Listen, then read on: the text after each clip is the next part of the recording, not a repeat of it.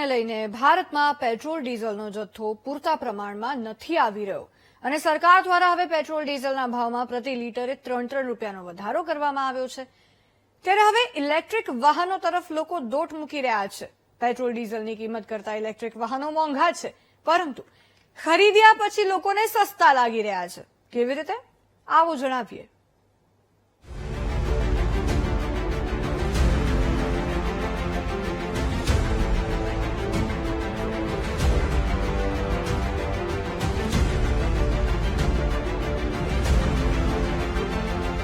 ખાડીના દેશોમાં યુદ્ધ, ઈંધણની અપૂરતી સપ્લાય, ઈંધણની અછત વચ્ચે વધતો ભાવ, મોંઘવારી જાણે છાપરે ચડીને પોકારી રહી હોય તેવી સ્થિતિ બની છે। તેવા માહોલમાં હવે લોકોની પહેલી પસંદ ઇલેક્ટ્રિક વ્હીકલ બનતા જઈ રહ્યા છે।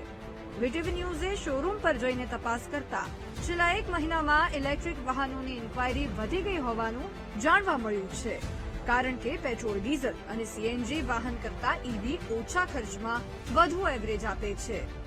આનો ભાવ લગભગ 20% જેટલો ઓછો છે, એટલે મીન્સ કે 80%નો ફાયદો થાય। જો પેટ્રોલમાં આપણો ખર્ચો 100 રૂપિયા હોય તો આમાં 20 રૂપિયા જેટલો ખર્ચો થાય છે।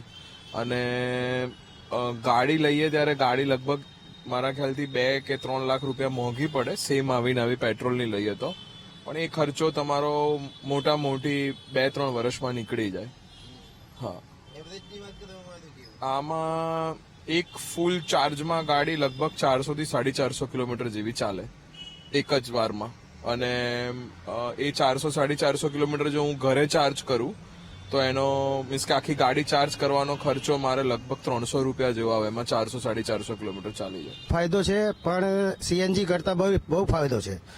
આમાં 50 રૂપિયાની ચાર્જિંગમાં મારે 150 કિલોમીટર ચાલી જાય। દિવસના હું 1000 થી 1500 રૂપિયા આરામથી ઓલા ઉબેરમાં કમાઈ લઉં।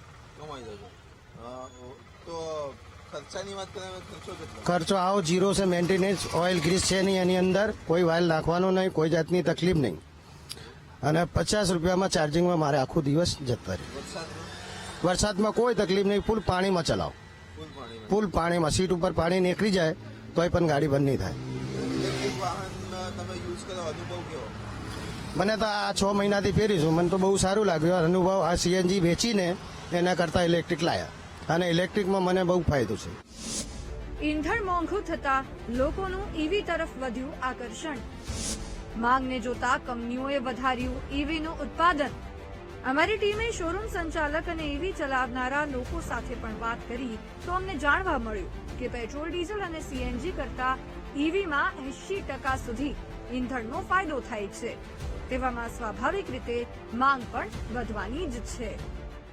શરૂઆતમાં અત્યારે તમે આમ જોવા જઈએ તો રોજની 5-7 ઇન્ક્વાયરી પર કસ્ટમર રોજની વોક-ઇન્સ આવતી હતી દરેક અમારા ડીલરને ત્યાં।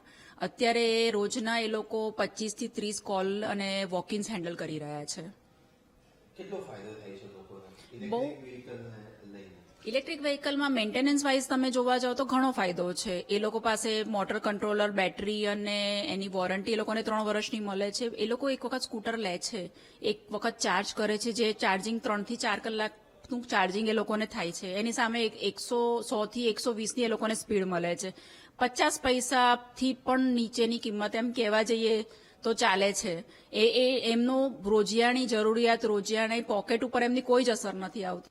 સૌ કોઈ જાણે છે કે મોંઘવારીમાં આમ નાગરિકો માટે ઘર ચલાવવું ભારે મુશ્કેલ હોય છે। તેવામાં લોકો પણ મોંઘા ઈંધણ સામે બીજો રસ્તો શોધવાના જ છે। હાલ તો ઈવીની ખરીદીમાં આગામી દિવસોમાં વધારો થશે તેવું સ્પષ્ટ જણાય છે। ત્યારે એએમસી દ્વારા બનાવાયેલા અને હાલમાં ધૂળ ખાતા ચાર્જિંગ સ્ટેશનો આવનાર દિવસોમાં ફરી ધમધમતા થાય તો નવાઈ નથી। કેમેરામેન પ્રવીણ વાઘેલા સાથે પાર્થ જાની, વીટીવી ન્યૂઝ।